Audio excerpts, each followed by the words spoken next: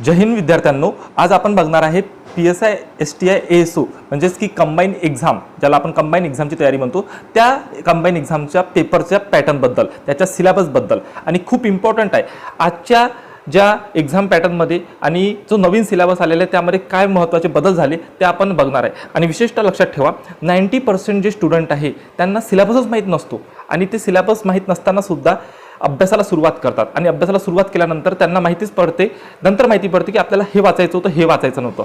Without syllabus आपण कोणत्याही परीक्षेची सुरुवात करू शकत नाही, हे महत्त्वाची बाब आहे। आणि विशेष म्हणजे एक लक्षात ठेवा की जर तुम्ही एखाद्या परीक्षेला सुरुवात करत असाल तर तुम्हाला सिलेबस हा तोंडपाठ असला पाहिजे आणि तो सिलेबस माहीत असल्यानंतर त्यानुसार आपल्याला अभ्यास करायचा आहे। आपल्याला कोणत्याही विषयामध्ये PhD करायची नाही आहे, आपल्याला सिलेबसला समजून घेऊन त्यानुसार अभ्यास करायचा आहे, कारण की आपलं टार्गेट आहे एक्झाम पेपर जो आहे तो पेपर काढणे आणि आपल्याला एक पोस्ट मिळवणे। तर चला आपण आज डिटेल ॲनालिसिस बघणार आहे। आणि विशेष म्हणजे एक लक्षात ठेवा, हा व्हिडिओ संपूर्ण बघा, कारण की यामध्ये आपण ॲनालिसिस केलेलं आहे, सोबत सोबत कोणत्या पॉईंटला जास्त फोकस करायचं आहे ते पण आपण यामध्ये समजून घेणार आहे।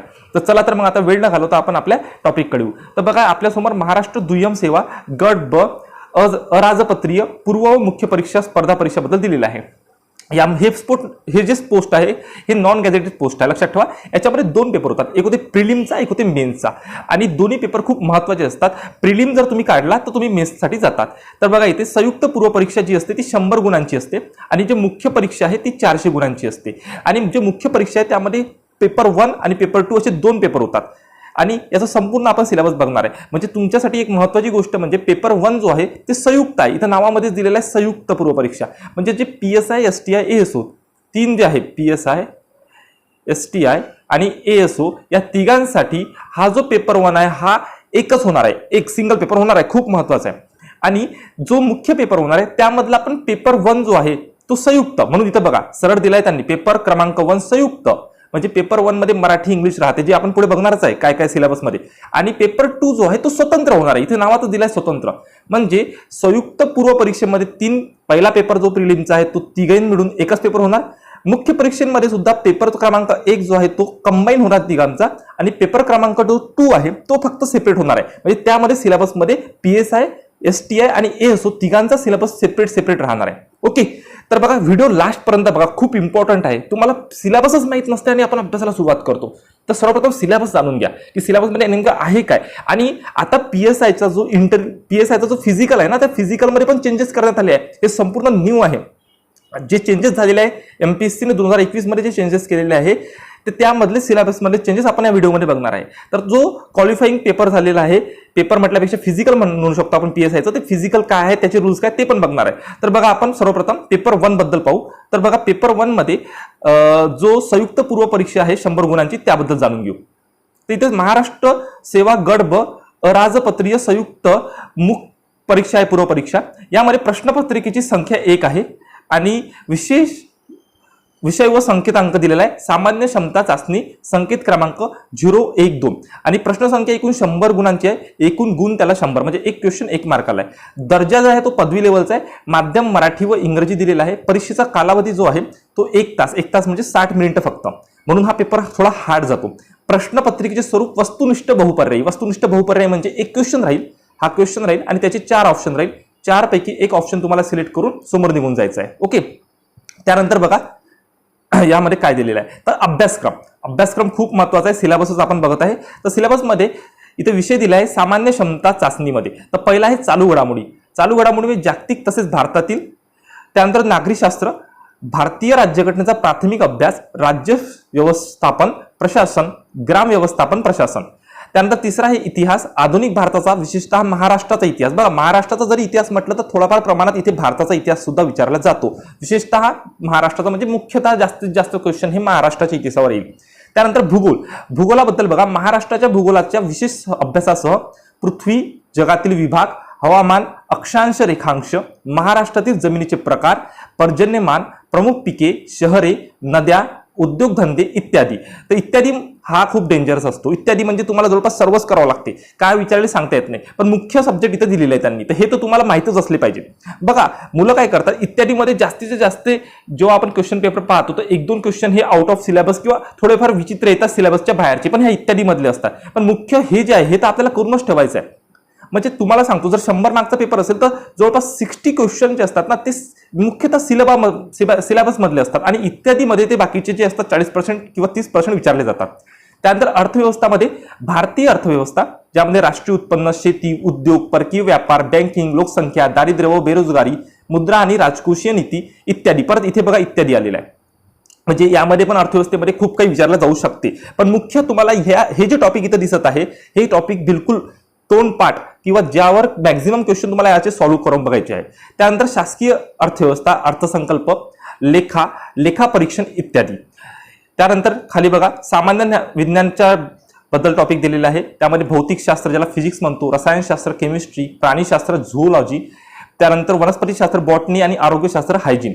त्यानंतर बुद्धिमत्ता चाचणी व अंकगणिताबद्दल दिलेला आहे. विशेषतः इथे बघा बुद्धिमत्ता चाचणीचे जास्त क्वेश्चन एक्झाम मध्ये विचारतात ऍज कम्पेअर टू मॅथ, ज्याला अंकगणित म्हणतो आपण किंवा ऍप्टिट्यूड टेस्ट म्हणतो. तर उमेदवारांनी किती लवकर व अचूकपणे विचार करू शकतो हे समजून घेण्यासाठी, आजमावण्यासाठी हे प्रश्न असतात. आणि अंकगणितामध्ये बेरीज, वजाबाकी, गुणाकार, भागाकार, दशांश, अपूर्णांक व टक्केवारी हे दिलेलं असते. बघा एक महत्त्वाची गोष्ट इथे सांगतो की इथे जे दिलं आहे बेरीज, वजाबाकी वगैरे हे खूप बेसिक लेवलचं आहे. ऍक्च्युअल पेपरमध्ये थोडा हार्ड लेवलचं विचारलं जाते. तर डिग्री लेवलचं तुम्हाला हे अंकगणित आणि बुद्धिमत्ता करायचं आहे. त्यानंतर इथे टिप दिलेली आहे. तर सदर मुख्य परीक्षेची सुधारित परीक्षा योजना वर्ष 2020च्या होणाऱ्या परीक्षेपासून लागू राहील. तर हे सर्व न्यू टॉपिक आहे. म्हणजे 2020 नंतर जेवढे पण मुख्य परीक्षा होणार आहे आणि प्रिलिम होणार आहे त्यासाठी हा सर्व सिलेबस लागू होणार आहे. ते झालं प्रिलिम बद्दल. संयुक्त म्हणजे PSI, STI आणि ASO या तिघांची एकच एक्झाम होईल आणि या एकाच एक्झामसाठी तुम्हाला हा सिलेबस राहील आणि 100 गुणांचा पेपर आणि 100 मार्कासाठी पेपर होईल. त्यावर नुसार तुमचा कट ऑफ लागेल PSI, STI, ASO साठी. ओके. त्यानंतर आता आपण पहिलं बघणार आहे सहाय्यक कक्ष अधिकारी गट ब अराजपत्रीय मुख्य परीक्षा याचा सिलेबस. बघा प्रिलिम तिघांची एकच. आता आपण मेन पेपरकडे गेलाय, मुख्य परीक्षेकडे. तर मुख्य परीक्षेमध्ये काय बदल आहे ते समजून घेणार आहे. बघा इथे तुमच्या लक्षात येईल. तर परीक्षा योजनांमध्ये हा 2 पेपर प्रश्नपत्रिका संख्या 2 आहे आणि एकूण गुण यासाठी 400 दिलेले आहे. 400 गुणांची पेपर संख्या, 400 गुणांचा हा पेपर आहे. 2 पेपर होणार आहे आणि पेपर क्रमांक 1 जो आहे तो संयुक्त पेपर आहे. परत इथे तुमच्या डोळ्यासमोर येत आहे संयुक्त पेपर, म्हणजे एकच पेपर होणार आहे. कोणासाठी? PSI, STI, ASO साठी एकच पेपर.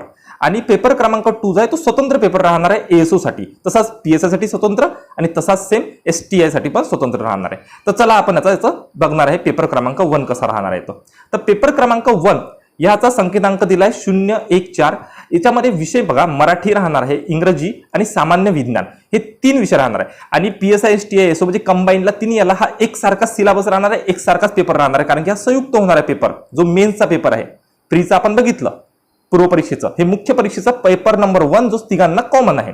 त्यामध्ये एकूण जे गुण आहे ते 100 गुणांना हा पेपर होणार आहे. 100 गुणांचं मराठी येणार आहे. त्यामध्ये प्रश्न संख्या 50 राहणार आहे. इंग्रजी हे 30 प्रश्न संख्या 60 गुणांसाठी आणि सामान्य ज्ञान हे 20 प्रश्न संख्या 40 गुणांसाठी. असा हा टोटल 200 गुणांचा पेपर आणि एकूण प्रश्न राहणार आहे 100. तर तुमच्या लक्षात आलं असेल. तर मराठीसाठी जो दर्जा दिला आहे, मराठी 12वी लेवलची असणार आहे, इंग्रजी ही पदवी लेवलची असणार आहे आणि सामान्य ज्ञान जे टॉपिक येणार आहे ते पदवी लेवलचं असणार आहे. माध्यम पण इथं आहे, मराठी हे मराठी माध्यम मध्ये राहील, इंग्रजी आणि सामान्य ज्ञान हे दोन्ही म्हणजे जे 20 क्वेश्चन येणार आहे 40 मार्क्ससाठी हे बोथ मराठी आणि इंग्रजीतून तुम्हाला मिळेल. आणि यासाठी तुम्हाला 1 तास म्हणजे 60 मिनिटाचा कालावधी मिळेल. आणि जो पेपर 2 आहे संकेतांक त्याचा 503 आहे. तर यामध्ये सामान्य क्षमता चाचणी व पदाच्या कर्तव्यासाठी आवश्यक ज्ञान असं म्हटलेलं आहे. यामध्ये 100 प्रश्न संख्या असेल आणि 200 गुणासाठी, म्हणजे एक क्वेश्चन हा किती मार्कासाठी असणार आहे तर एक क्वेश्चन हा 2 मार्कासाठी असणार आहे. दर्जा याचा पदवी लेवलचा राहील. माध्यम मराठी व इंग्रजी दोन्ही लँग्वेज मध्ये तुम्हाला पेपर पाहायला मिळेल आणि 1 तास 60 मिनिटासाठी हा क्वेश्चन पेपर राहणार आहे. आता आपण अभ्यासक्रम बघणार आहे पेपर 1 साठी. जो पेपर 1चा अभ्यासक्रम आहे हा तीनही, कारण की संयुक्त असणार आहे हा PSI, STI, ASO साठी. तर हा तिघांसाठी पण एकच सिलेबस राहणार आहे. यामध्ये तुमच्या लक्षात येईल की मराठी, इंग्रजी आणि सामान्य ज्ञान, जे की मराठी आपण पाहिलं, इंग्रजी पण पाहिलं आणि सामान्य ज्ञान जे की 20-40 क्वेश्चनसाठी. तर हे म्हणजे जे आपण वरती बघितलं 50, 30, 20 या गुणांसाठी. तर 50 मार्कासाठी पहिले आपण मराठी बघणार आहे. तर मराठी हे जे 50 प्रश्न येणार आहे 100 गुणांसाठी ते कसं. तर मराठीमध्ये सर्वसामान्य शब्द संग्रह येईल, वाक्यरचना, व्याकरण, म्हणी व वाक्यप्रचार याचा अर्थ आणि उपयोग, तसेच उत्तरावरील प्रश्नाची उत्तरे. तर उत्तरावरील प्रश्नांची उत्तरे म्हणजे यामध्ये एकच उत्तर येईल असे नाही की नंबर ऑफ उतारा येईल, जे सीसॅट मध्ये राज्यसेवेला येतो एकच उतारा येईल, त्यावरून तुम्हाला सॉल्व्ह करावं लागेल. आणि बाकी जे आपलं व्याकरण आहे बघा, इथं व्याकरणचा उल्लेख फक्त एकाच ठिकाणी आहे. मग ह्या व्याकरणामध्ये सर्व व्याकरण तुम्हाला पाहायला मिळते, जे आपलं नाम सर्वनाम विशेषण किंवा जे काही सर्व व्याकरण आहे मराठीमधलं ते सर्व करावं लागेल. इंग्रजी बघा, इंग्रजी म्हणजे कॉमन व्होकॅब्युलरी म्हटलेलं आहे, सेंटेन्स स्ट्रक्चर म्हटलं आहे, grammar, use of idioms and phrases and their meaning and comprehension of passages. तर इथे पण एक सिंगल पॅसेज येईल, बाकी येणार नाही. ओके, बाकी तुम्हाला ग्रामर पाहायला मिळेल. इथं ग्रामर म्हटलेलं आहे सेपरेट, तर ग्रामरमध्ये सर्व येईल, टेन्सेस येईल, चेंज द व्हॉइस वगैरे जे आपल्याला ग्रामर इंग्लिशमध्ये आहे ते सर्व ग्रामर तुम्हाला इथं पाहायला मिळेल. त्यानंतर थर्ड जो म्हणजे हा 50 मार्क्ससाठी 50 क्वेश्चन याचे येईल, याचे 30 क्वेश्चन येईल आणि आता हे सामान्य ज्ञानमध्ये 20 क्वेश्चन येईल. म्हणजे प्रत्येकाला 2 गुण, म्हणजे हे 100 मार्कला, हे 60 मार्कला आणि हे 40 मार्कसाठी. तर बघा, सामान्य ज्ञानमध्ये चालू घडामोडी येईल, जागतिक तसेच भारतातील बघा, म्हणजे हा 20 मार्कामध्ये चालू घडामोडी जे आपण न्यूजपेपर मधून किंवा बरेच अदर हे आहे तुमच्याजवळ रीड करण्यासाठी त्यातून मिळेल. त्यानंतर बघा, माहिती अधिकार अधिनियम 2005 व महाराष्ट्र लोकसेवा हक्क अधिनियम 2015. तर हे यामध्ये आता नवीन ऍड करण्यात आलेलं आहे, पेपर 1लाच येणार आहे हे सर्व. ओके, आणि थर्ड नंबरचा पॉईंट आहे संगणक व माहिती तंत्रज्ञान. तर संगणकाबद्दल तुम्हाला माहित असली पाहिजे. त्यामध्ये आधुनिक समाजातील संगणकाची भूमिका, वेगवेगळ्या क्षेत्रातील जीवनात संगणकाचा वापर, डाटा कम्युनिकेशन, नेटवर्किंग आणि वेब टेक्नॉलॉजी, सायबर गुन्हे व त्यातील प्रतिबंध, नवीन उद्योग म्हणून माहिती तंत्रज्ञानाचा निरनिराळ्या सेवा सुविधांची माहिती मिळवण्यासाठी होणारा उपयोग, भारतातील माहिती तंत्रज्ञान उद्योगाची वाढ व त्याचा दर्जा, शासनाचे कार्यक्रम जसे मीडिया लॅब एशिया, विद्यावाहिनी, ज्ञानवाहिनी, सामूहिक माहिती केंद्र इत्यादी माहिती तंत्रज्ञान उद्योगातील मूलभूत प्रश्न व त्यांचे भविष्य वगैरे, भवितव्य काय आहे. तर हे एकदम सिंपल आहे. हे जे एवढा मोठा ऍक्च्युअली संगणक आणि माहिती तंत्रज्ञान हा जो सब्जेक्ट आहे हा आपण मराठीतून करतच नसतो. यासाठी आपण इंग्लिशमधूनच जे बुक्स वगैरे आहे ते इंग्लिशमधून पाहत असतो. त्यामुळे याचे मराठीतलं जे वर्डिंग आहे हे थोडे हार्ड वाटतात. पण जेव्हा आपण इंग्लिशमध्ये हा टॉपिक करू, कारण की सरळ दिलेला आहे की सामान्य ज्ञान जो 20 मार्कासाठी टॉपिक आहे, 20 क्वेश्चनचा टॉपिक आहे, तो 40 मार्कांसाठी तो दोन्ही लँग्वेजमध्ये राहतो, म्हणजे मराठी आणि इंग्लिशमध्ये. तर इंग्लिशमध्ये तुम्ही इझिली हे मार्क काढू शकता. तर अशा प्रकारचा हा पेपर 1चा सिलेबस आहे, लक्षात ठेवा पेपर 1चा.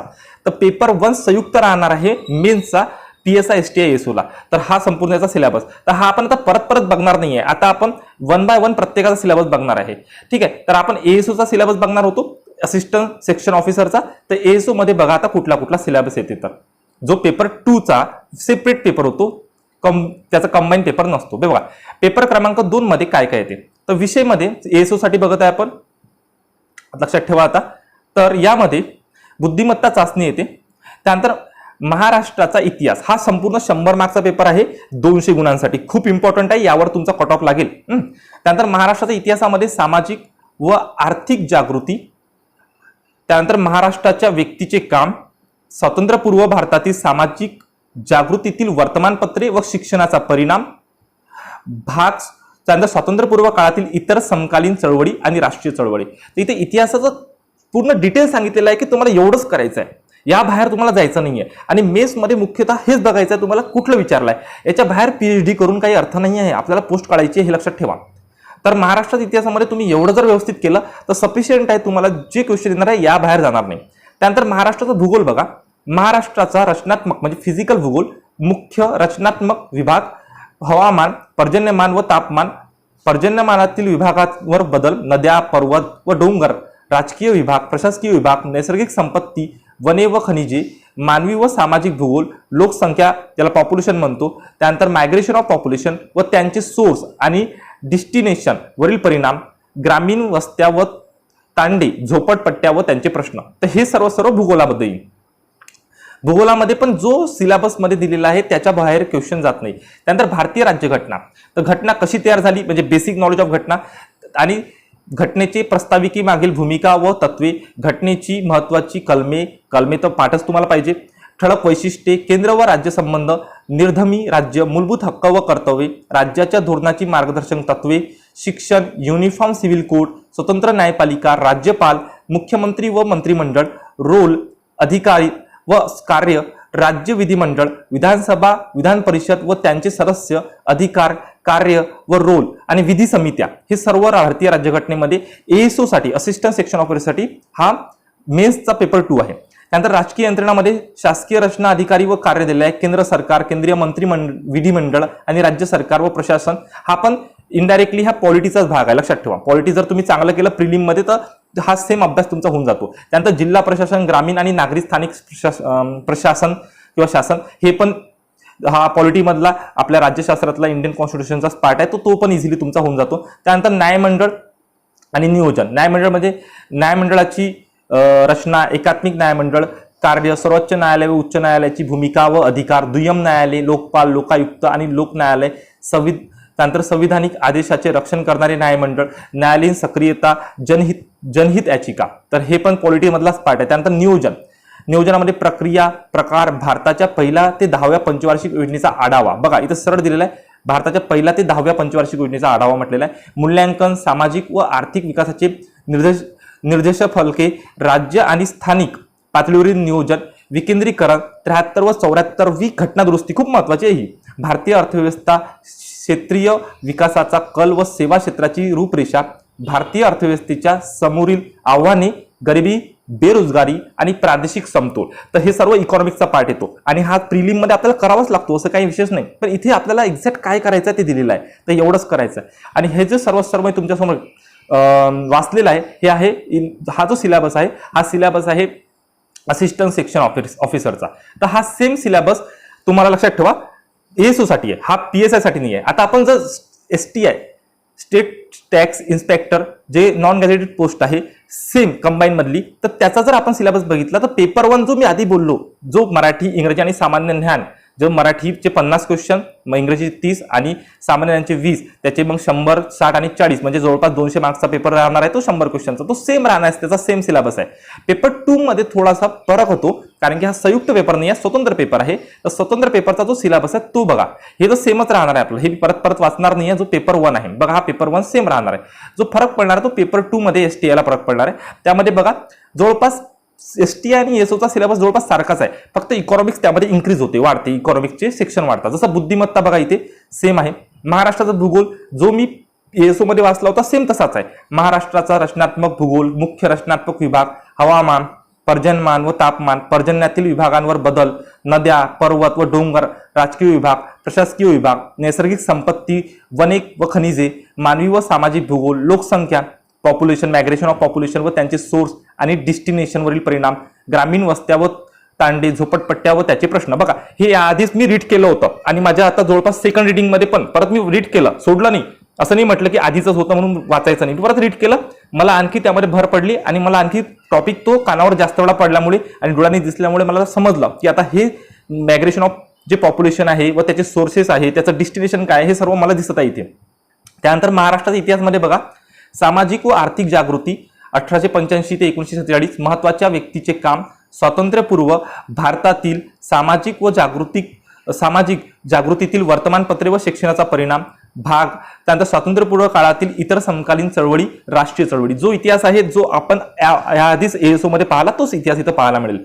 त्यानंतर भारतीय राज्यघटना, घटना कशी तयार झाली सेम एएसओ सारखं, आणि घटनेच्या प्रस्ताविके मागची भूमिका व तत्वे, घटनेची महत्वाची कलमे, ठळक वैशिष्ट्ये, केंद्र व राज्य संबंध, निर्धमी राज्य, मूलभूत हक्क व कर्तव्ये, राज्याचा धोरणाची मार्गदर्शक तत्वे, शिक्षण, युनिफॉर्म सिव्हिल कोड, स्वतंत्र न्यायपालिका, राज्यपाल, मुख्यमंत्री व मंत्रिमंडळ, त्यांचा रोल काय आहे, अधिकार व कार्य त्यांचे, राज्य विधिमंडळ, विधानसभा, विधान परिषद व त्यांचे सदस्य, अधिकार, कार्य, रोल आणि विधी समित्या, हे सर्व एएसओ मध्ये ऑलरेडी आलेलं आहे. बघा आता नियोजन मध्ये थोडंसं इथे इन्क्रीज होते, कारण की इथं आपण STIचा अभ्यास करताय तर नियोजन म्हणजे इकॉनॉमिक्स संबंधित तुम्हाला जास्त विचारले जाते क्वेश्चन, तर यामध्ये हा टॉपिक इन्क्रीज होतो.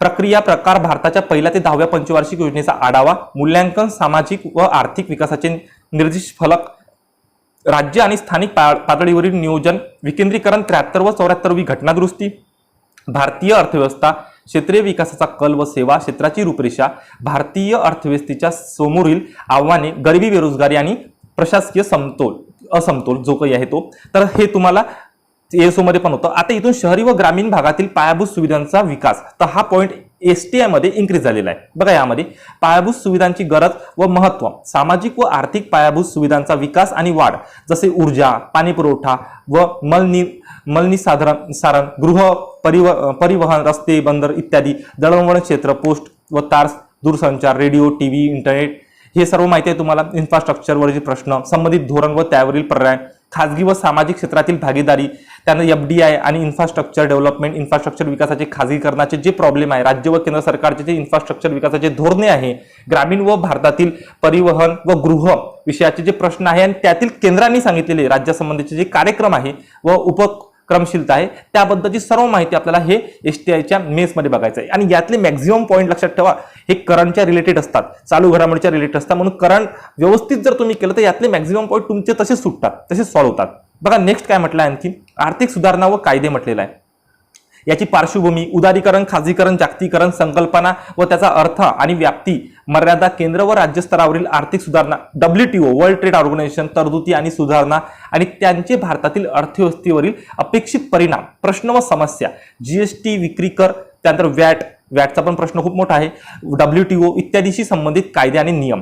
तर हे पण खूप महत्त्वाचं आहे, हे पण इकॉनॉमिक्सचा एक पार्ट आहे आणि खूप इम्पॉर्टंट आहे. राष्ट्रीय व्यापार व आंतरराष्ट्रीय भांडवल चळवळी हे पण यामध्ये येते. बघू आता यामध्ये जागतिकीकरणाच्या युगातील सूत्र व कल, वाढ, रचना आणि भारताच्या आंतरराष्ट्रीय व्यापाराची दिशा, भारतीय आंतरराष्ट्रीय व्यापाराचे धोरण, निर्यातातील वाढ, WTO आणि आंतरराष्ट्रीय व्यापार, विदेशी भांडवलाचा अंतर्प्रवाह, रचना व वाढ, FDI व्यापार, बहुराष्ट्रीय भांडवल पुरवणाऱ्या संस्था जसं IMF, जागतिक bank, IDA international credit rating. तर हे सर्व इकॉनॉमिक्समध्ये आहे, यावरती इकॉनॉमिक्स जातच नाही. त्यानंतर सार्वजनिक वित्त व्यवस्था, तर महसुलाचे साधन, टॅक्स, नॉन टॅक्स, भारतातील केंद्र व राज्यातील सार्वजनिक ऋण केंद्र व राज्याची सार्वजनिक खर्च वाढ, सार्वजनिक खर्च सुधारणा, कामावर आधारित अर्थसंकल्प, शून्य आधारित अर्थसंकल्प, अर्थसंकल्पाचे प्रकार आहे, हे सर्व जेव्हा आपण अभ्यास करू ना तेव्हा सर्व क्लिअर होऊन जाईल. यामधला एक पण पॉईंट जाणार नाही. आपल्याला PhD नाही करायचे, फक्त हा सिलेबसमध्ये जेवढं सांगितलं प्रॉपर सिलेबसच्या वेनं जायचं आहे. ओके. भारतातील कर सुधारणाचा आढावा, राज्य पातळीवरील कर सुधारणा, वॅट ज्याला म्हणतो, सार्वजनिक ऋण वाढ, रचना आणि भार, राज्याची कर्जबाजारीपणाची केंद्राला समस्या, राजकोषीय तूट, संकल्पना, तुटीचे नियंत्रण, केंद्र, राज्यवर व रिझर्व्ह बँक RBI उपक्रम, भारतातील राजकोषीय सुधारणा, केंद्र व राज्यस्तरीय आढावा. बघा यामध्ये इकॉनॉमिकचे जे टॉपिक होते ना हेच इन्क्रीज झाले, जे ASOला होतं तेच STIला आहेच. इन्क्रीज काय झालं, तर जो टॉपिक STI साठी इम्पॉर्टंट आहे तो इन्क्रीज झाला. ASO मध्ये तसं इन्क्रीज पण नाही झालं.